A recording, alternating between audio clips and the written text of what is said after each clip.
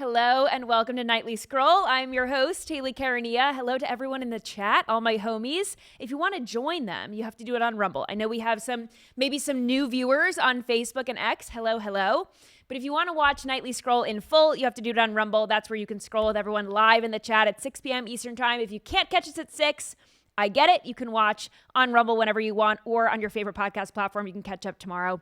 So what do we have on deck tonight? Well, according to reports, Letitia James and James Comey are expected to be indicted soon.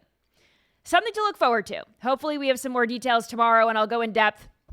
But I just had to, start off the show with that little tidbit of good news, something to look forward to, something to come in the days to come. So I'm excited about that. I'm sure everyone in the chat is as well. Plus, another act of political violence, this time directed at an ICE facility inside what we know now. Unfortunately, lives were lost.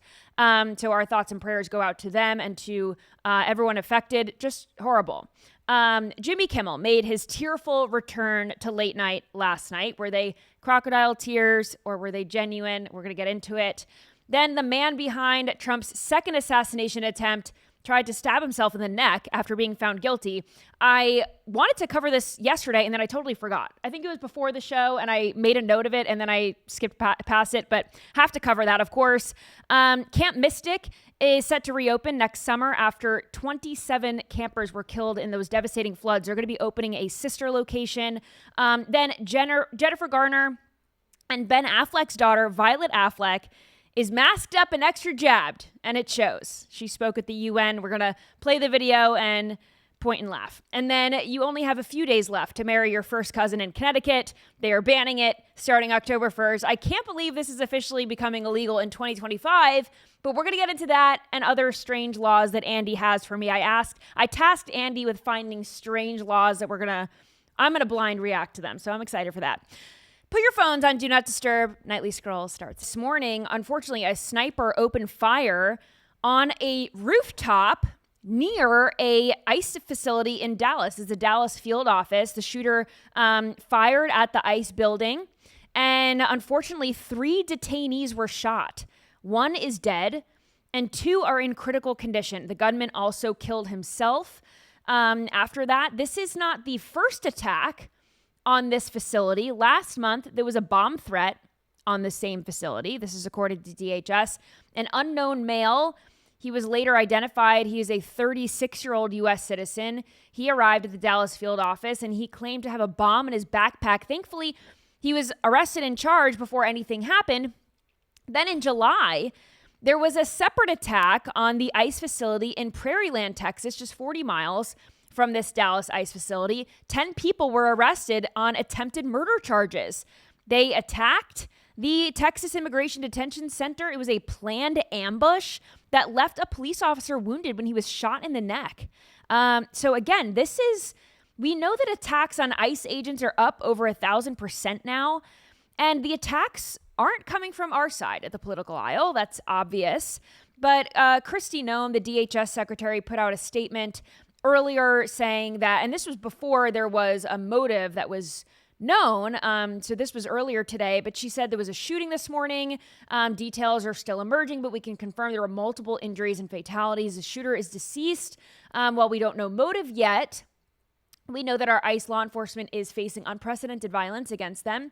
It must stop. Please pray for the victims and their families. But we got a little bit more information from FBI Director Kash Patel, where he posted this on X with a photo of the bullet casings that had anti-ICE written on them. But this is what he said in a larger post. This morning, just before 7 a.m. local time, an individual fired multiple rounds at Dallas, Texas ICE facility, killing one, wounding several others before taking his own life. FBI, DHS, ATF, all on the ground with Dallas PD and other state authorities.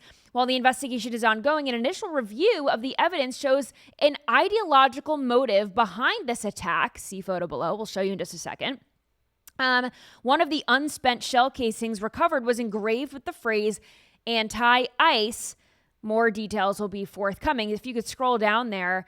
Thankfully, Kash says that no law enforcement were killed, but unfortunately the lives of, one detainee is taken. And we don't want anyone to die, of course. This is an act of violence. And just because you break the law doesn't mean you deserve to die in a random attack, of course. We are vehemently against this. And we're against it on both sides of the aisle. I don't care if you're a Republican, Democrat, a criminal, not criminal. You shouldn't die in an attack like this. Of course, politically motivated, it seems. But MSNBC says, just because the FBI comes out and says one thing, don't trust the motive. So this is what he had to say. Watch.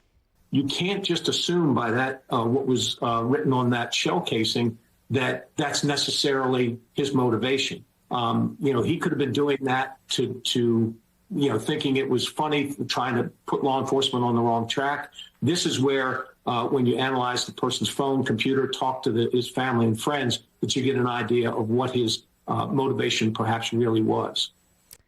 Okay, so we have to talk to the friends and family of the gunman before we figure out the motive, even though the motive was written on the shell casings. We've seen this happen multiple times, right? We saw this with Charlie Kirk's assassin. We saw this with the trans killer at the Catholic school in Minnesota, where they had these political messages, motives written on the shell casings and on their firearms in the case of the shooting in Minnesota. So anyway, MSNBC says, don't listen to that. That, just because the FBI says something, don't listen to them. So that's MSNBC's stance. They are also blaming the right.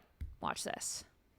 The writing, the first time we really saw that was Brenton Tarrant in the Christchurch shooting in a mosque in New Zealand.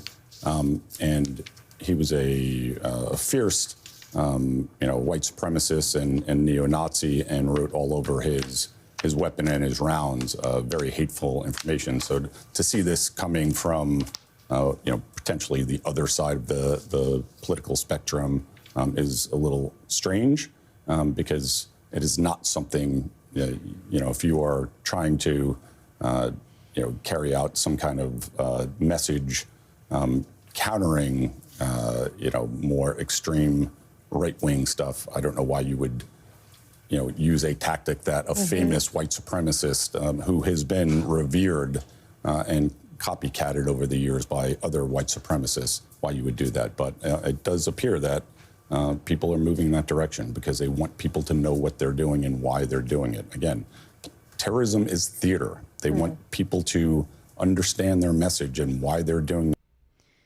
So Christopher O'Leary, former FBI executive, so he's of course an expert. It was, I wish you all could see us when he said it's strange to see it from this side of the aisle. We all stared at each other like, what?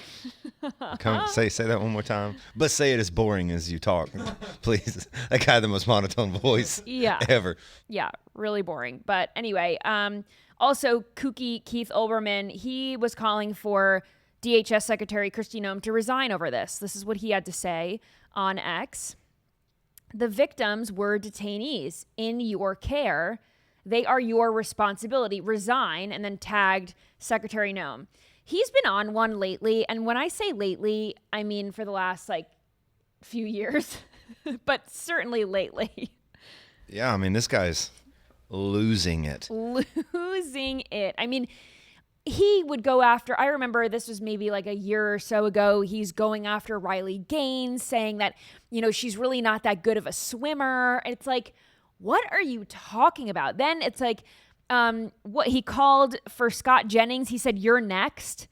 CNN contributor Scott Jennings, he said, "You're next, MFer," and tweeted at him. And then, of course, he quickly deletes it after people tell him, hey, you're inciting violence against people on the other side of the political aisle. Maybe you shouldn't do that, Keith. And then, he goes back on it like a coward. So anyway, he's back to his antics, and, he's acting like Kristi Noem should have been there, shielding with the illegal aliens with her own body, which I don't understand.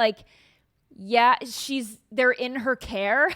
I guess. Not really. This guy was good when he was with Dan Patrick on Sports Center back in the late 90s. It's and been then a long time he must have tripped and fell and hit a curb. I don't know what happened to him. Too much Tylenol, I think. Little too much Tylenol, Keith Olbermann. Cut back on it. It's not good for you. But yes, Kristi Noem is the secretary, and this is a horrific attack on an ICE facility with, bullet casings found with anti-ICE messaging on them.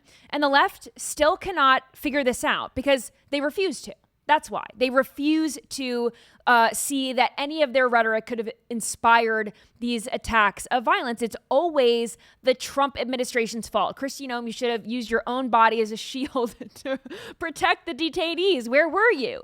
People were saying this same rhetoric after Charlie Kirk's assassination. People were saying, they saw that FBI Director Patel was out to dinner.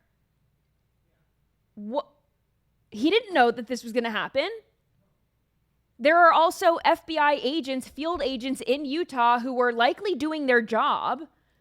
And people just think that, anyway, I think people have unrealistic expectations. And I would say the same for Biden's DHS secretary. You can't be everywhere all at once. I think that you should do a good job, but we're expecting, perfection. Yeah, I mean, realistically, you expect those top officials to pounce on being on top of the altercation when it happens and begin investigating. And I mean, obviously, that's what happened fast this morning. But, Keith Olbermann is the kind of guy that the far left even looks at and is like, "Hey, dude, please shut up. Yeah, you're making us all look bad on the far left." But it's not their own words and actions that have led to over 1,000% increase in attacks on ICE agents this year. Take a listen to this. Every single ICE agent who's engaged in this aggressive overreach, no matter what it takes, no matter how long it takes, will of course be identified. This is not the 1930s. Secret police who are masked, who are intimidating, who are scaring people. These Gestapo-like tactics. This is Gestapo-like behavior. Donald Trump's modern-day Gestapo is scooping folks up off the streets. When you compare the old films of the Gestapo grabbing people off the streets of Poland, it does look like a Gestapo operation. You posted on social media that, quote, ICE is acting like a terrorist force. ICE agents, they are coming and kidnapping and disappearing people on the streets of the United States.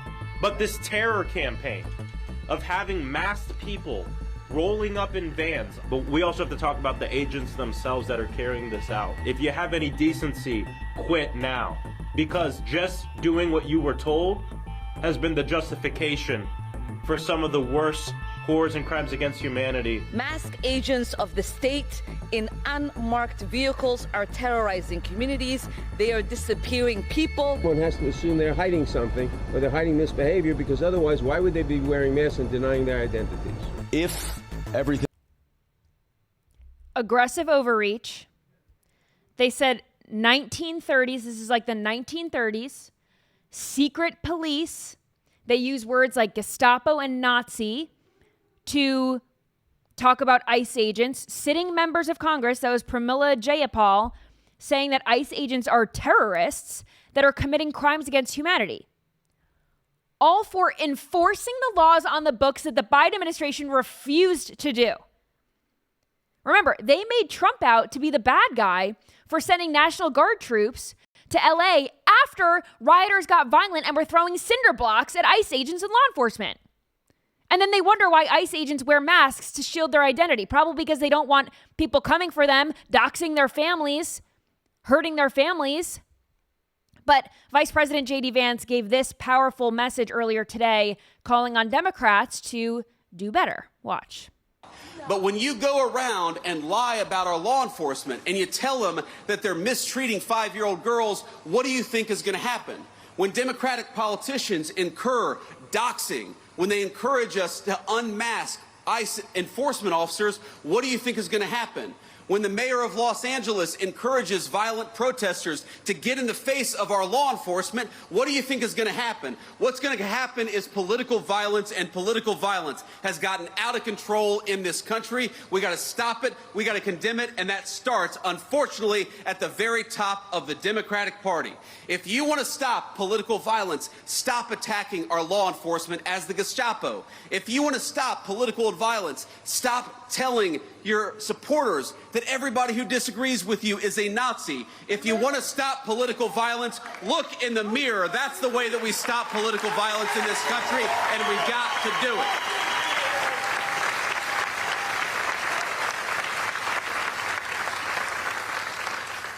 And while we're all mourning and rooting for and praying for everybody who was injured at that ICE facility, and as far as we know, it looks like some of the detainees, in other words, some of the potential illegal aliens, were some of those who were affected. Look, just because we don't support illegal aliens, we don't want them to be executed by violent assassins engaged in political violence either. So we're praying both for our ICE agents, but also for everybody who's affected by this terrible attack.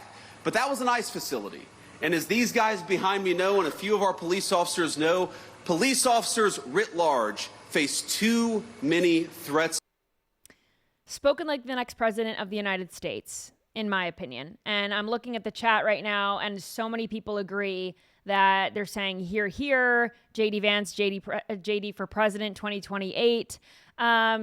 Yeah, we need a leader who is going to actually say what needs to be said and not be afraid to do so, to call out and call on Democrats to actually do something about the rhetoric, because they put out these lukewarm tweets. Every time something bad happens, they say, oh, well, there's no place for political violence in this country, blah, blah, blah. They all have the same playbook. I don't know if it's like the DNC or something. They all have got the same PR rep telling them, hey, you got to write this whole thing out. And then they do.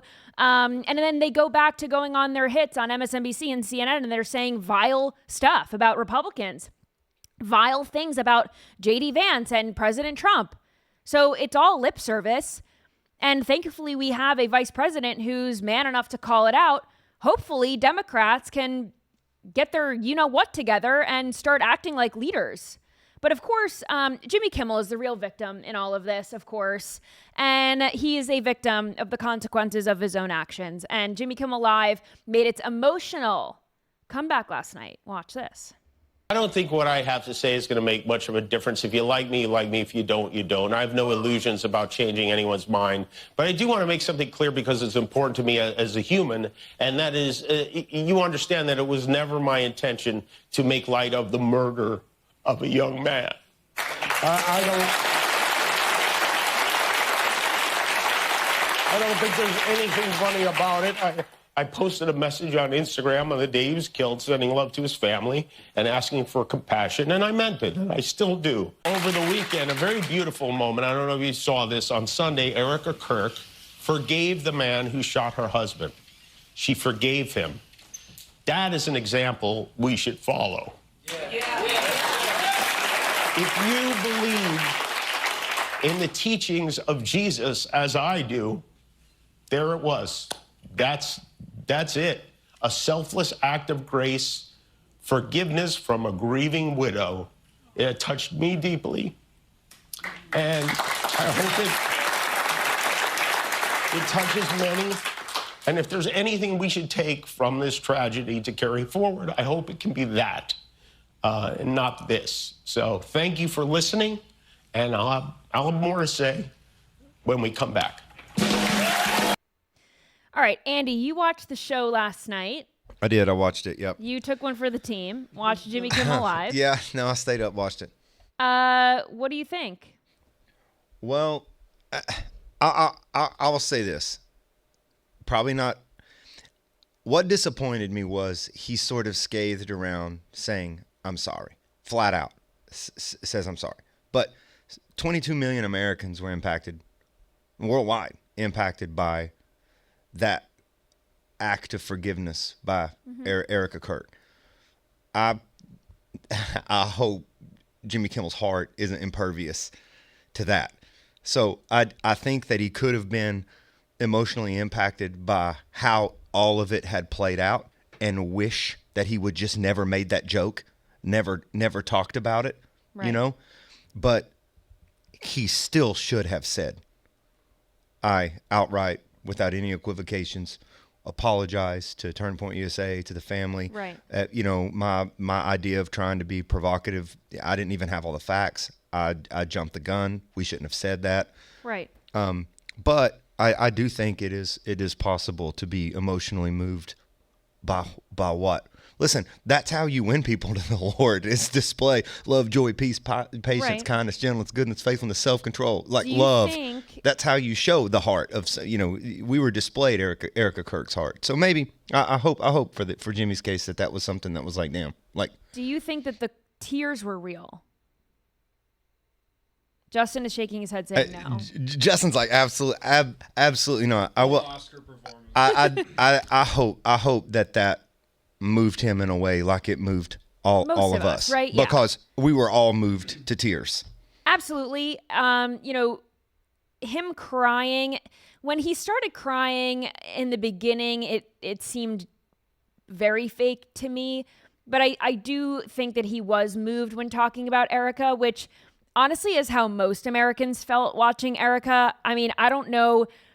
You could have a heart of stone, and I think if you watched Erica forgive her husband's murderer, you would feel something.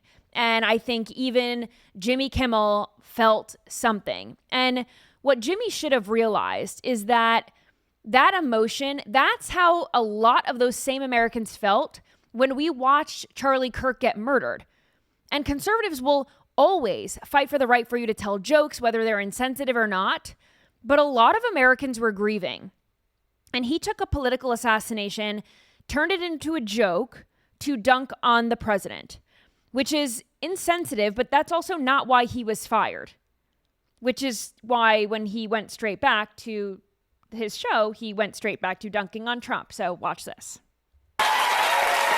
Fortunate to work at a company that has allowed me to do the show the way we want to do it for almost 23 years. I've done almost 4,000 shows on ABC. And over that time, the people who run this network have allowed me to evolve and to stretch the boundaries of what was once traditional for a late night talk show, even when it made them uncomfortable, which I do a lot. Every night, they've defended my right to poke fun at our leaders and to advocate for subjects that I think are important by allowing me to use their platform, and I am very grateful for that. With that said, I was not happy when they pulled me off the air on Wednesday. I did not agree with that decision, and I told them that, and we had many conversations. I shared my point of view. They shared theirs. We talked it through, and at the end, even though they didn't have to, they really didn't have to. This is a giant company. We have short attention spans, and I am a tiny part of the Disney Corporation. They welcomed me back on the air, and I thank them for that.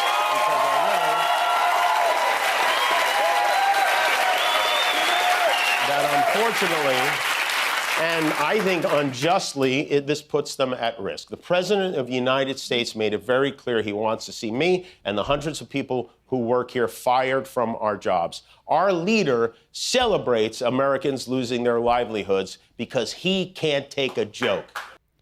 Okay, so obviously he's back to his old tricks, right? But Andy is part of the 6 million viewers that tuned in for his first show back.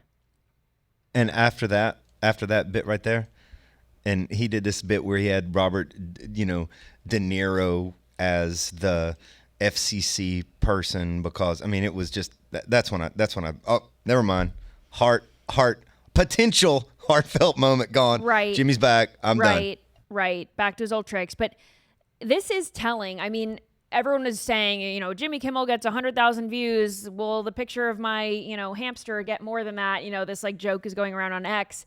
But this is telling because I feel like when it came to Stephen Colbert, I don't think he saw a bounce back quite like this. I think people really did, people in Hollyweird circles, right? Kind of rallied around Jimmy Kimmel. Of course, Democrats, because there was this free speech, censorship narrative that they were pushing, this became more of a big deal for them. I mean, 6 million people tuning in to the first show back is a huge show. And not only that, it was not available in 23% of the company because of the Sinclair and Netflix Nexstar blackouts. They were not carrying it on their affiliates, their platforms. But this is a skewed stat too, because so many people like me have internet television that doesn't matter. I could still watch it. His monologue was posted. Well, those are the ratings that were reported. Yeah, no, I know, but like what I'm saying is like people who live in places where Sinclair and Nexstar were not broadcasting. I mean, the amount of people that are ditching cable could have internet TV. You know what I mean? 6 million is a big number, 100%, no matter how you slice it. That is a big number. And not only that, they posted this monologue about Trump and Erica Kirk and all that stuff on the show's official YouTube account. And that had 14 million views in just 15 hours. So people really have come and watched this.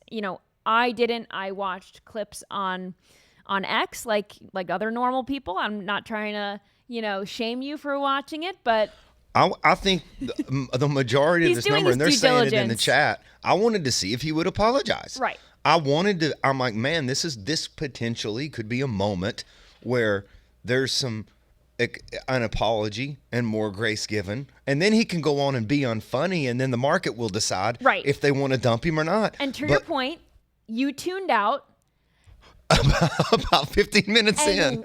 A lot of these 6 million are also going to tune out. I think a lot of people tuned in because it was like, oh my gosh, he's back. And then all the people that weren't watching originally are going to go back to not watching him. And then the ratings are going to dip. And then, it's going to be the same old story. So anyway, Hillary Clinton, she joined MSNBC where she peddled the narrative that Jimmy Kimmel's suspension was all dictator Trump's fault. Listen to this. She's curious, back, everyone. Though, what you think of the bigger picture of what's happening around free speech, whether it's the message we hear from Attorney General Pam Bondi or the head of the FCC, the President of the United States, the Vice President of the United States, about going after explicitly people they view as political enemies or opponents and silencing those voices. How dangerous do you view that moment to be? I view it as very dangerous. It is right out of the authoritarian playbook, Willie. I mean, this is, this is point 4 of the authoritarian playbook. Silence your opponents. Cripple the media that doesn't give you the slavish attention and agreement that you desire. Use the power of the government to go after corporations and individuals. I thought, Jimmy Kimmel did an excellent job last night in, being very emotional, actually, about that moment for him and how he felt misunderstood. And he certainly didn't want to hurt anyone's feelings. But on the other hand, standing up for free speech. I've said a million times, I mean, good Lord, the things that have been said about me, the lies that have been propagated. If I had only known, I could call up the FCC chair and say, take this person off the air. Get that person out of my sight, off with his head. Yeah. I'm just looking at Joe.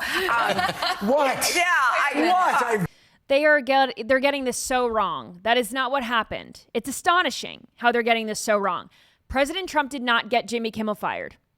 Jimmy has to abide by certain rules, and he didn't. He didn't tell the truth on broadcast television, and his employer punished him temporarily. Jimmy is back, okay? On less networks, maybe less eyeballs over time, but he is alive, and he has the right to do what he is doing. What Jimmy Kimmel experienced was not an infringement on his constitutional rights, but he learned that actions have consequences. And when you are a contracted employee of a company, they get to decide when to give you a slap on the wrist or even fire you with no warning. Unfortunately, Charlie Kirk will never be able to do what he loved ever again. He will never work again. He will never have the opportunity to speak his mind and touch the millions of people that he did again. That is why I cannot stand that Jimmy Kimmel is playing the victim and the left has turned him into their next martyr when the two cannot be compared. But with a rise in political violence, Hillary Clinton also had a very, very quick moment of self-awareness. She was talking about how we have to stop the demonization. Even she's responsible. Watch this. Raises a larger question. I mean, we have and I include myself, we have got to stop demonizing each other. Exactly. Now, I think most of that right now in our country's history is coming, from the right, coming from people who want to dominate. They want their point of view. Writing out slavery from history, that doesn't make it go away. We have got to stop with the finger pointing and the scapegoating. We can have legitimate disagreements. Right? I mean, how do you provide quality, affordable health care to everybody? Let's figure that out. How do you deal with what's going to be job loss from AI? Let's get working on that. That's what we should be doing, but we should do it in the truth-based reality that we have to live in. Facts and evidence have to matter again. And then we can start having good debates. When I was in the Senate for... Stop demonizing the other side, says the woman that called us a basket of deplorables. All right, so this is what you have right now. What are you eating in there? This is what you have right now. Justin's... What are you guys eating? They're eating dinner in there. Oh, I love it. Yeah. So here, this is what's happening. You have Kamala Harris going around the country making herself look stupider with a book tour on major networks. That dumpster fire is happening. And if you leave the door cracked open Hillary Clinton for Hillary Clinton, I don't care if it's 100 years from now, Kamala she will dig herself up out of the ground and start talking about things that make her sound presidential. It's happening again. It's deja vu. It's happening again. No, she's like a cockroach. She literally will not go away. You can try to kill her and she won't. And I don't mean kill as don't take that literally. I'm not calling for her to die. I'm just saying she will not go away. Also, she said that Republicans are the proponents of all this hate speech and all this violence and stuff. Then she also randomly brought up that we're trying to rewrite history to erase slavery. What is she talking about? First of all, it's not relevant to the conversation, but what? I've never met a Republican that wanted to rewrite history to erase slavery in my life. We all admit that it happened and it was bad. What is she talking about? She's just trying to be presidential. I mean, these are talking points that are on a huge checklist. It's about 30 subjects. She has them completely memorized, and she's going on any talk show ever. Yeah, like I said, though, all these people, they say the right talking point, we need to tamp down this violence. I can include myself. She's making herself out to be the bigger person. I've done this in the past too. We can all do better about this. Something tells me that she won't actually stop. This is the soundbite that makes her look good in the moment. And we all know that Hillary Clinton is capable of casting out the, 50% of Americans as a basket of deplorables and all the other nasty things that she says, because she's a nasty woman. But neither will anyone else on the left. This is what they do. And the problem will fester. And everyone keeps talking about how we have to turn down the temperature. Meanwhile, they're turning up the dial and it's hotter than hell in here. And nobody wants to look in the mirror. I've said this before. Republicans call liberals idiots. Liberals call us Hitler. We are not the same. I call liberals retarded. They call me a Nazi. Again, we are not the same. The rhetoric is not the same. All right, taking a quick break to call out our friends Blackout. Let's talk about real convenience without sacrificing quality. You already know I start my day with Blackout coffee, and you should too. If you need that caffeine fix fast in the morning, their new coffee pods are a total game changer. These are not your average grocery store pods. Blackout pods are packed with fresh roasted, bold coffee made right here in Florida, and they work with those single-serve pod brewers. It is fast, it is easy, and it is actually delicious. They have really good flavors, so if you like your coffee black, you can still get some nice flavors. I love the cinnamon one. I've tried the banana one. Very good. Very, very good. And then they're not bitter. They're not stale. You just pop in one of your coffee pods. Boom. You have a strong, smooth cup of coffee in just seconds. So if you're juggling back-to-back calls, you're racing out the door, this is your new morning lifesaver. It is quick. It is easy. It tastes good. And the best part is they ship nationwide. So no matter where you live, you can have Florida Fresh coffee at your door in just days. Go to blackoutcoffee.com/scroll and use code SCROLL at checkout for 20% off your first order. All right, this is the headline that I wanted to cover off the top of the show yesterday, and I don't know where my brain was, but I totally forgot to even mention it. But the man found guilty of trying to assassinate Donald Trump at his Florida golf course last year. This whole case is going on in Fort Pierce, Florida. He was found guilty. And after the verdict was read in court yesterday, in federal court, he attempted to stab himself in the neck with a pen. And people in the courtroom reported that his daughter was screaming out, "Dad, don't hurt yourself. He's trying to kill himself. Someone stop him." And he was facing 5 charges. He was charged with attempted assassination of a major presidential candidate, assaulting a federal officer, possessing a firearm and ammunition as a felon, and possession of a firearm with an obliterated serial number. And he was found guilty on all counts. So he's going to be sentenced in December 18th to be exact. And he faces the possibility of life in prison. I think that's fitting for someone who tried to kill a presidential candidate and a former president of the United States, if you ask me. Speaking of justice, North Carolina legislature, they passed Irina's law. You remember Irina Zarutska, the Ukrainian refugee who came here to flee a war-torn nation and moved to Charlotte, North Carolina. She was savagely stabbed in the back of the neck by a crazed lunatic on the Charlotte light rail. This completely gripped the nation. Everyone felt so horrible for her and the state of our nation. You know, she's fleeing Ukraine. She comes here for a better life, and this is the life that she was given. So the North Carolina state legislature, they have called this Irina's law, and it passed in the Senate. It went to the House and passed with an 81-31 vote. So now it heads to the Democrat governor's desk. And we don't know how it's going to go, but Irina's law is a criminal justice package that will limit bail. Because, you know, this whole part of the story was that the crazed lunatic, schizophrenic, crazy guy was arrested 14 times and let back out in jail and let back out of jail.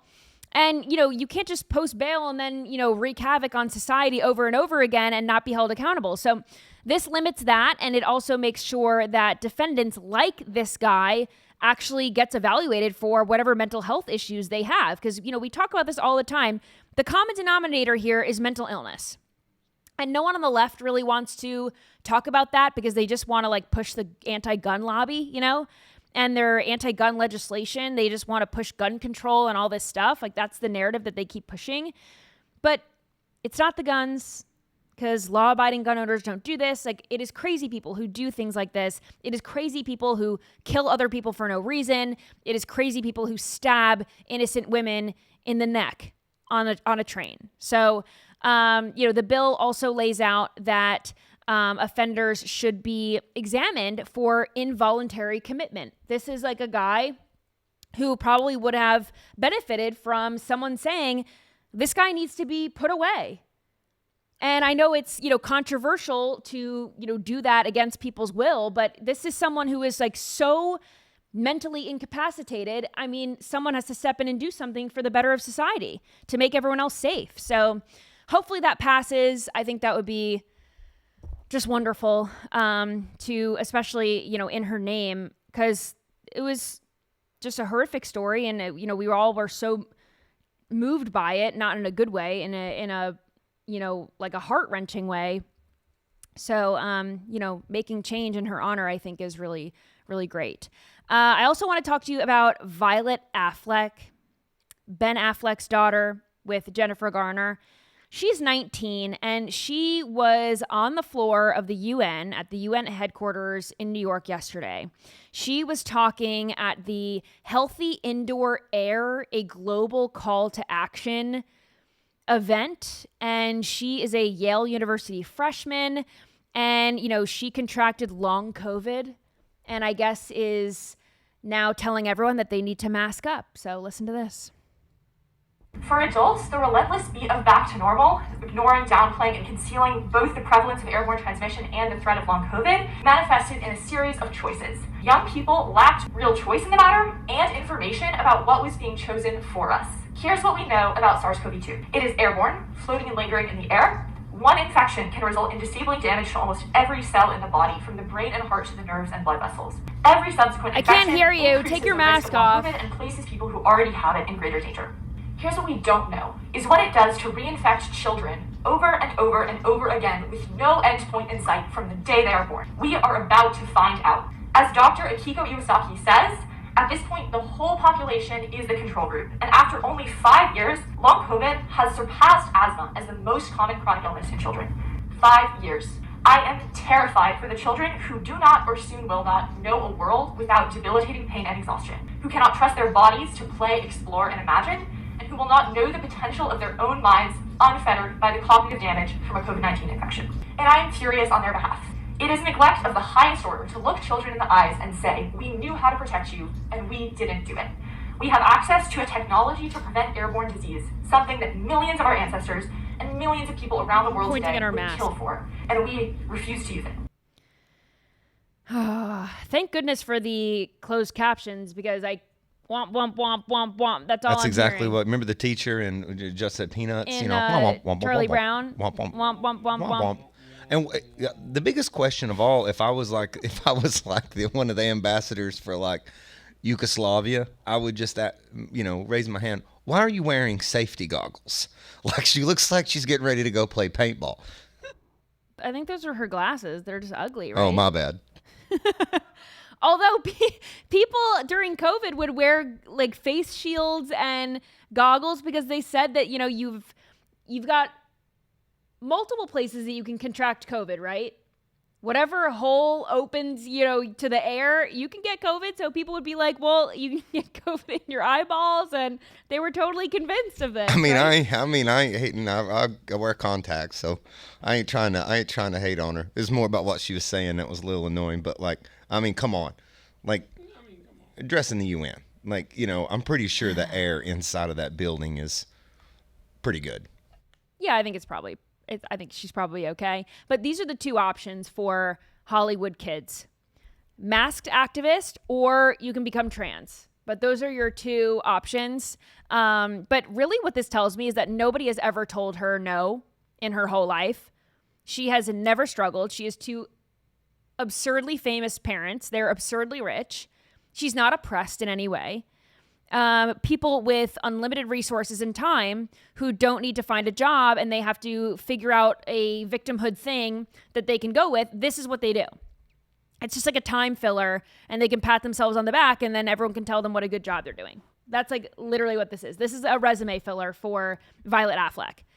And leftists, of course, are celebrating her today after yesterday when they said, don't take medical advice from people without medical degrees. Oh, okay, so then we're not listening to Violet Affleck then because she doesn't have a medical degree. Okay, we're just using the leftist logic here. You can also find someone with a medical degree to validate almost anything you want. That's the problem with that narrative. I don't listen to people unless they have a medical degree. There are pro-vax doctors. There are anti-vax doctors. There are holistic doctors. There are doctors who chase big old checks from Big Pharma. And this honestly goes for any information on the internet. If, the sky is blue, I can go on Google right now and prove to you all that the sky is blue. But if I wanted to find articles that the sky is also purple and orange and pink and black, I could also find scientific articles backing up those claims too, right? And this goes for literally anything that you want to prove. There is both sides you can find on the internet. Everyone's an expert. Everyone's got science and facts on their side. That's the problem. Everyone feels validated all the time. And everyone's got a freaking platform. So I'm tired. We saw this, right? The Tylenol tweet from 2017 resurfaced. Of course, Tylenol themselves said that pregnant women should not use their products. This is the tweet. We could pull it up here. That, people were making known. They were making it kind of go viral again today. This is what they said, March 7th, 2017. We actually don't recommend using any of our products while pregnant. Thank you for taking the time to voice your concerns today, whatever that is about. I don't know. But yeah, they've said this multiple times on their X page. If you go to their X page and you search pregnancy, you're going to see multiple things like this where they say, contact your doctor. Like if you are using Tylenol, go to your doctor. They're putting the blame on the doctors, right? And of course, doctors who are bought and paid for by Big Pharma and the lobbyists and whatever, they are going to push certain drugs. This is how this all works. So, and I think the sad thing is a lot of women, well, we saw this yesterday, a lot of liberal women are, taking Tylenol because they say, well, my doctor said so. And I think people have still not woken up since COVID about the fact that your doctor can be wrong. Your doctor can be wrong. The experts can be wrong. Science is supposed to evolve.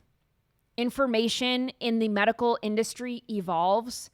And when you get new information, you have to adjust. And we've seen this, like there are so many drugs that you can't take when you're pregnant. And they didn't always know that. And they realize that it's bad after someone takes it and something bad happens to them. For example, Accutane. People take Accutane for acne, and it is so, the regulations are so crazy if you want to take this drug. Like you need to prove that you are not pregnant. You have to pee in a cup. You have to take blood work every month to make sure that you are not pregnant. Like they are so serious because the side effects, if you take this drug and you are pregnant, are so severe. Your baby will be severely malformed. And, people had to find out the hard way, right? That's how you find out that you can't take certain things when you're pregnant. You realize, oh, there is a pattern. This is happening. So again, like Tylenol themselves has said this for years. You should not take this while pregnant. And people are all up in arms yesterday about President Trump saying, take it sparingly. And they're all annoyed over it. I mean, it's just totally insane. Totally insane. Should we go to number 20 here? President Trump, he unveiled the Walk of Fame. Oh, yeah. This is a good one. The Walk of Fame. President Trump unveiled this earlier today. This is a video that shows all of the presidents. They are in these, of course, gold frames. And then, of course, you see Bush, you see Obama, you see President Trump, his first term, and then, who's that? It's the auto pen, and it says, Joe Auto Pen Biden. Because as you know, he wasn't really... I mean, he was there, but it was kind of like a shell of Joe Biden. And then was he there towards the end? We don't really know. It's still unconfirmed. So the auto pen. He's a quintessential troller. Yep. Trump is. Troller in chief. That's the best one. Troller in chief. That is the best one. I want Biden's reaction. Someone sent this into the Biden family group chat. What I would do to be a fly on the wall in the Biden family group chat. I bet he has no clue. I bet he's eating ice cream somewhere and has no clue. I want to see if Trump hangs. Trump snubs Biden. We have to check Biden's X account and see if he said something. That would be so funny. Should we get into some scrolling time? Let's do it. You want to hit 22? Oh, yes. Okay, so one more story before we hit scrolling time.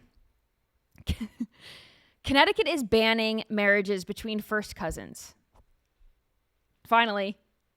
Yeah, you got to be on East Tennessee here speaking with knowledge. You got to be fifth cousins. You got to be. Andy knows from personal experience. You got to be fifth cousins, y'all. This reminds me of the Mean Girls scene when they're at the Halloween party and Karen, who's very stupid, looks over at this guy and she's like, oh, like Seth is looking fine tonight. And then Regina George is like, isn't that your cousin? And Karen's like, well, you have your cousins and then you have your first cousins. He's my first cousin.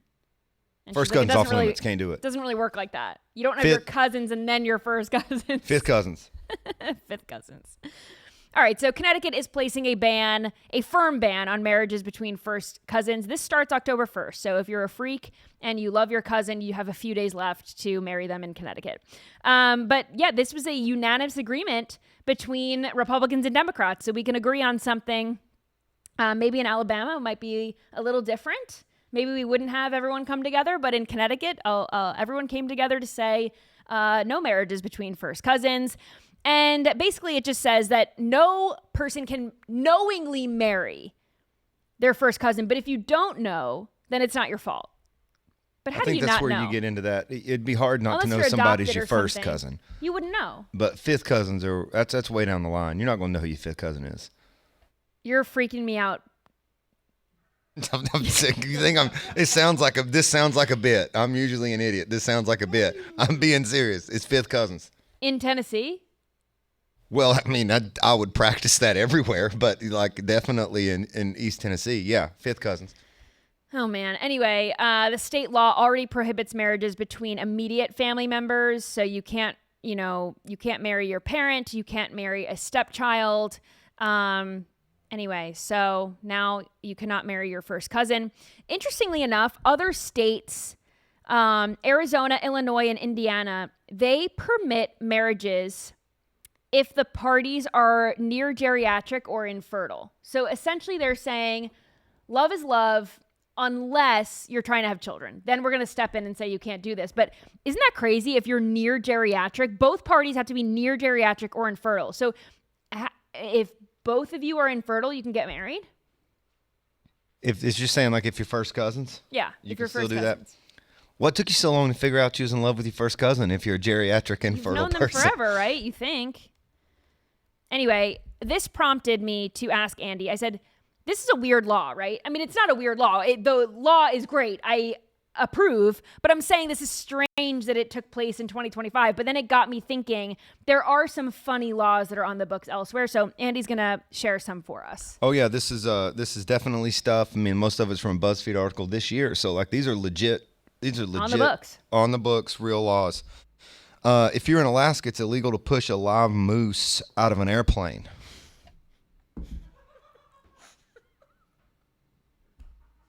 I mean, you got to think like, damn, a moose can raise some. Oh, we almost had a spit take there. Raise some heck on an airplane, but you can't kick them out. You got to try to land with them.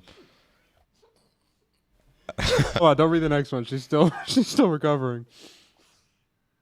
You can't push a moose out of an airplane? Yeah, you can't do it. You can't push a live moose. A live moose, yeah. A live moose. You can shoot it and I guess push it out of a plane, but you can't kill a live moose. How would you get a live moose on an airplane anyway? If you've ever been to Alaska, which I have, and you've ever been in the bush and seen a moose, it was taller than me in the passenger seat of a 15-passenger van. You've been in the bush in Alaska too, or just in Alaska? No, I was pretty far. I was pretty far out there in Alaska. Yeah, but you can't push a moose out of a plane. So I'll move on here. In Montana, you can't leave a sheep unattended in a truck. In Montana.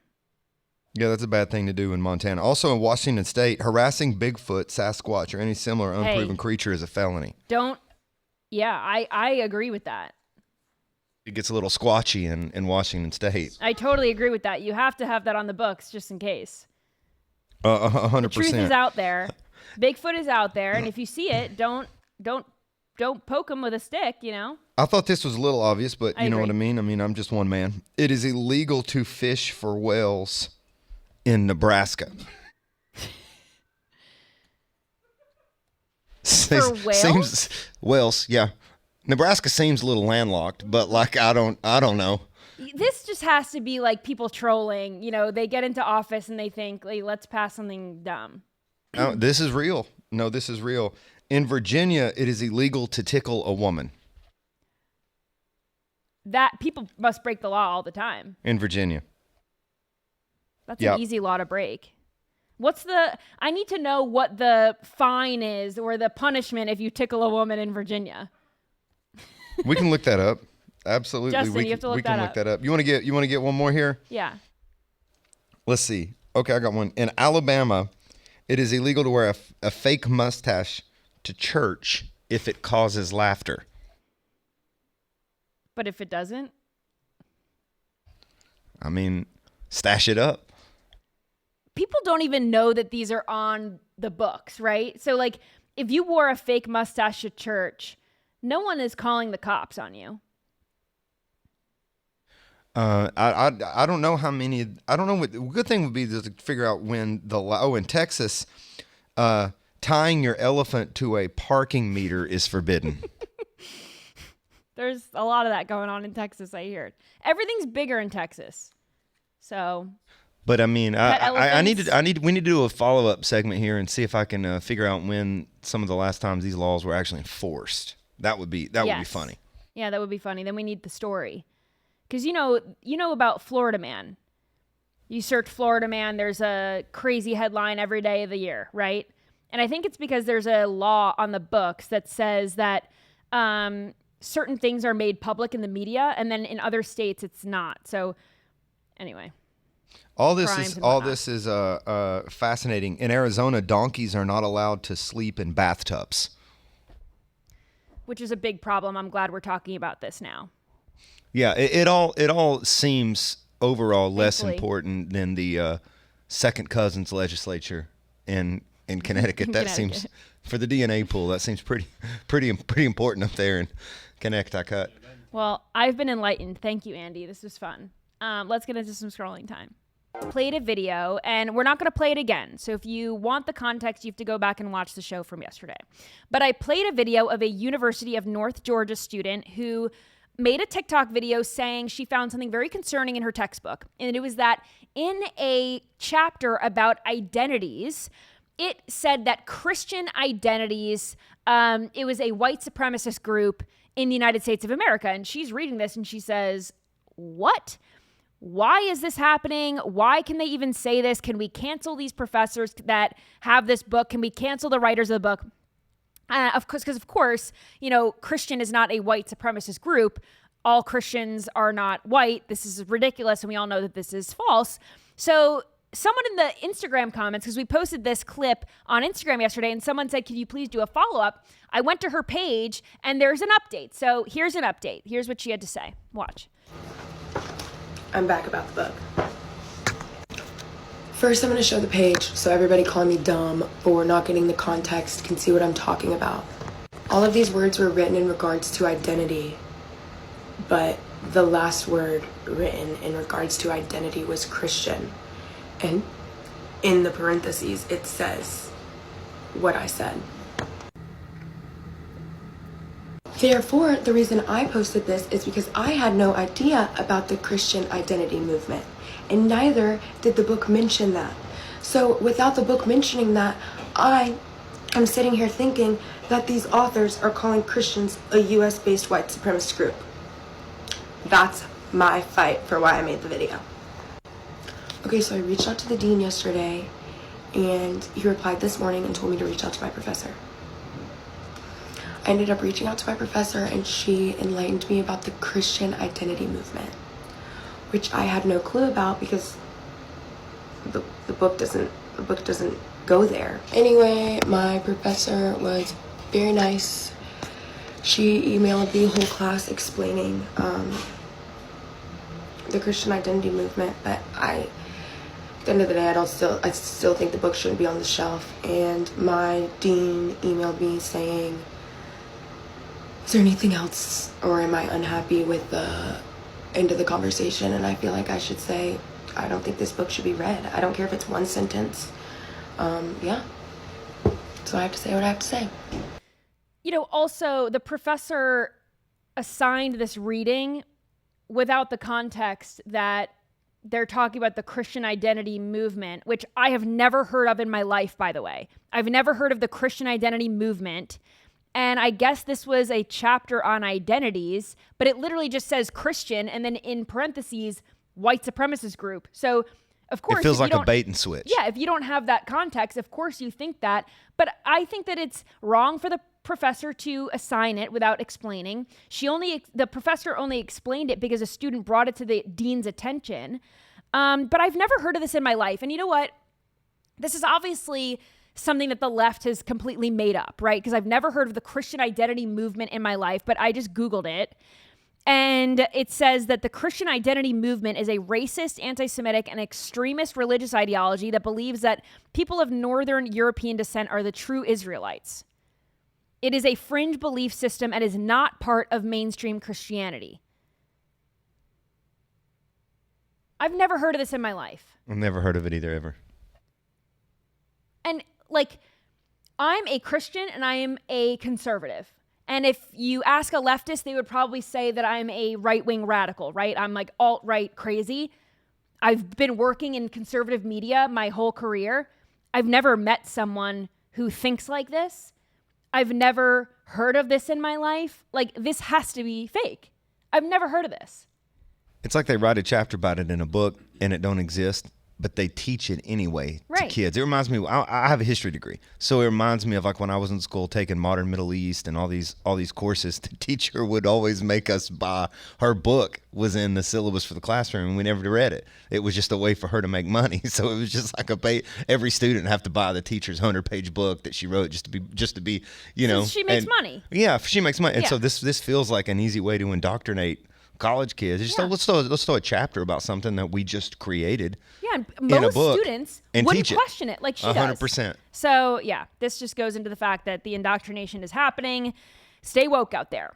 We're gonna end it on the last video that I have here, and we'll save the rest of the stuff that I have for tomorrow. But I was cracking up at this video.